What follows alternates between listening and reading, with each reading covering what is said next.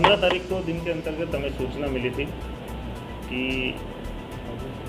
HMT road के ऊपर किसी व्यक्ति की कार के अंतर्गत जो 55 लाख रुपए रखे हुए थे, 2 लुटेरे आए और उन्होंने चोरी करके उसको झगड़े के बहाने करके और उन पैसों को चोरी करके ले गए।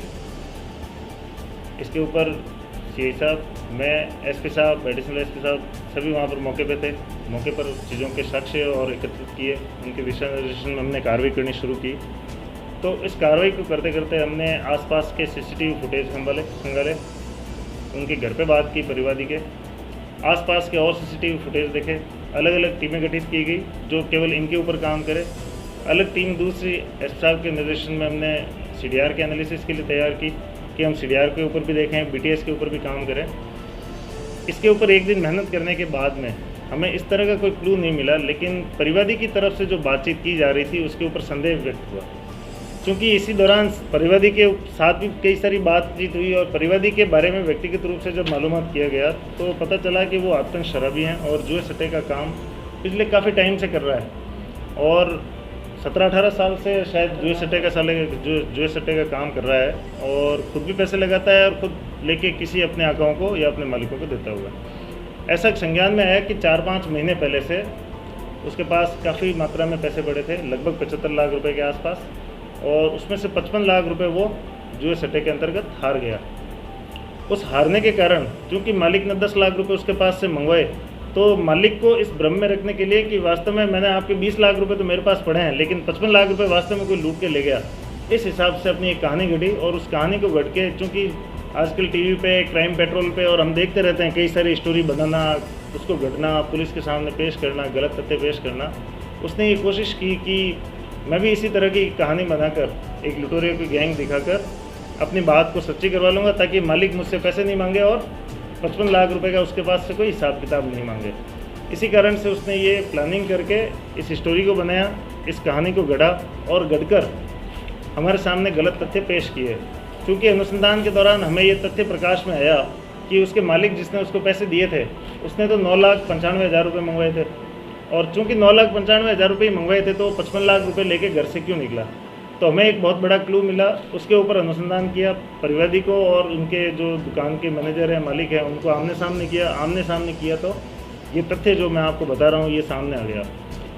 और पूछताछ जारी है, पैसों के संबंध में और अनुसंधान किया जाएगा और इस संबंध में आयकर विभाग को भी लिख के भेजेंगे कि इस तरह के जो कैश का मूवमेंट हुआ है वो किस कारण से हुआ है, किस तरह से हुआ है, इसमें और किस संलिप्तता रही है कि इस झूठ को बनाकर, इस स्टोरी को बनाकर लोगों के सामने रखा जाए।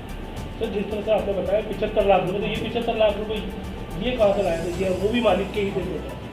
परिवादी ने अभी तक तो यही बताया है कि ये उसके मालिक के पैसे थे और मालिक भी यही बता रहे हैं कि हमारे पैसे थे, लेकिन इसके ऊपर चूँकि हमारा कार्य 55 लाख रुपए के बारे में अनुसंधान करना था कि अगर कोई किसी ने चोरी की है तो क्या की है। अब इसके ऊपर विविध जो नियमानुसार कार्रवाई होगी वो करेंगे। तो इसमें कहीं ना कहीं क्रिकेट सट्टे की इन्वॉल्वमेंट है सर? क्रिकेट सट्टा जी, उसने ये स्वीकार किया है कि वो लॉकडाउन से पहले उसने क्रिकेट के सट्टे लगाता था। चूँकि 15-17 साल से वो ये काम कर रहा है और अपने मालिक के पैसे भी अपने पास रखता था, चाहे दुकान के हो चाहे दूसरे तरीके से हो। तो अभी तक ये संज्ञान में आया कि मालिक के पैसे उसके पास रहते थे और उसने इन सब चीज़ों में जुए सट्टे में इनको खर्च कर दिया। सर, अब इस प्रकरण में पुलिस क्या कर रही है?